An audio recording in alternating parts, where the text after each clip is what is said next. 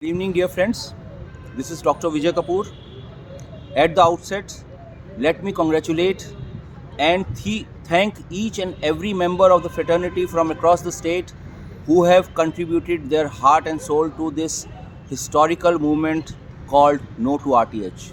We started with No to RTH and we are walking out with No to RTH for the private sector.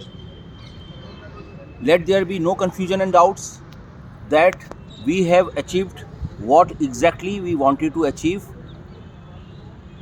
I'll elaborate you with each and every point which has been mentioned in the so-called memorandum. Point number 1, HM has already excluded less than 50 bedded private multi-speciality hospitals from RTH. You can ignore this point because this is just because the health minister has mentioned it in the assembly. Let's go to point number 2. All private hospitals established without taking any facilities from the government in form of land and building at subsidized rate shall also be excluded from the RTH Act.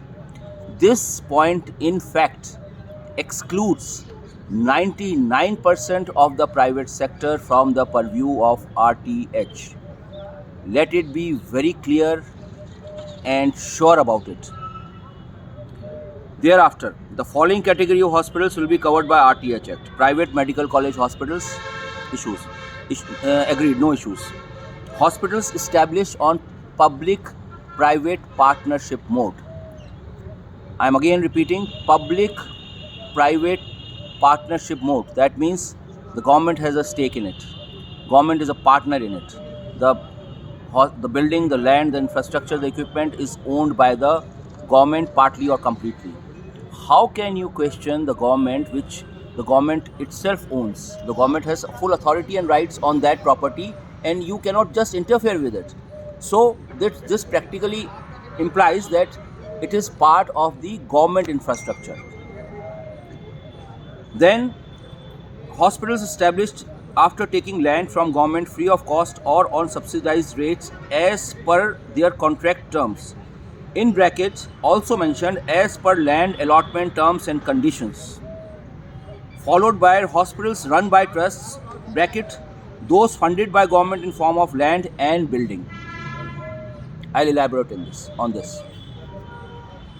If a particular hospital or an institution has signed a clause or any such provision with the government in form of an agreement which has been done in the past with their signatures, with their approval, then that clause is binding on them.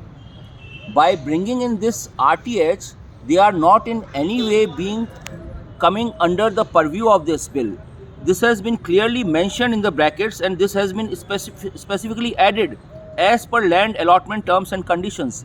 If you have submitted, which you are bound to follow, how can we say on your behalf, no, it is not acceptable?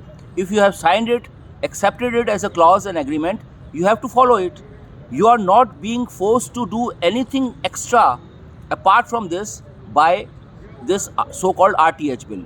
If you have not signed any such clause or agreement, you are out of the RTH bill.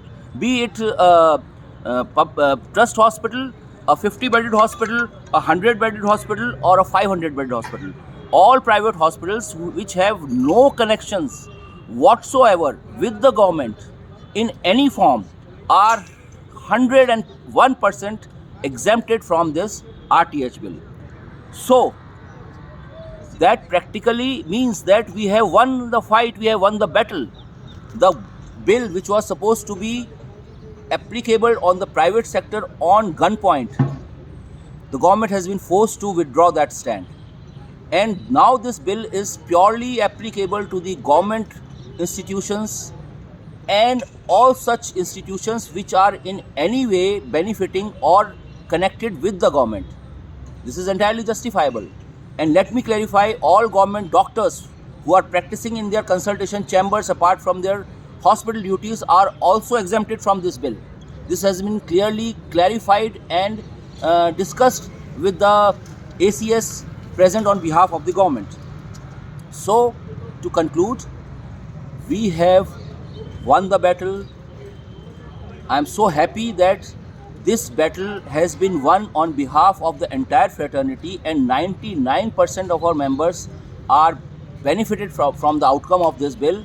I wish I could have satisfied the 100% of our members, but then 100% has never been achieved, can never be achieved, and shall never be achieved.